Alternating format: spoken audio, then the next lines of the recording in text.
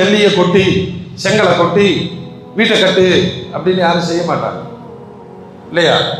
ஒரு திட்டமிட்டு இடம் வாங்கி அந்த இடத்தை அளந்து தன்னுடைய எல்லையை முடிவு செய்து ஒரு இன்ஜினியரிடம் போய் அதற்கான பிளான் வாங்கி அதில் நிறைய மாற்றங்களை கொண்டு வந்து மனைவியின் கருத்து, குடும்பத்தாரின் கருத்து, இப்படி எல்லாம் தான் ஒரு வீடு உருவாகிறது.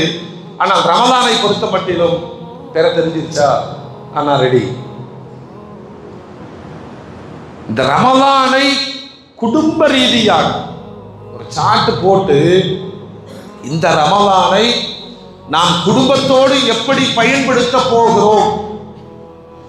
நபிகள் பெருமான் ஸல்லல்லாஹு அலைஹி வஸல்லம் கடுமையான வார்த்தையில் சபித்திருக்கிறார்கள். ரமலான் வந்தும் அடைந்தும் பயன்படுத்தாதவர்கள் நாசமாகட்டும். ஜிப்ரீல் அலைஹிஸ்ஸலாம் சொல்ல பெருமானார் ஆமீன் என்று ஆமோதித்தார்கள்.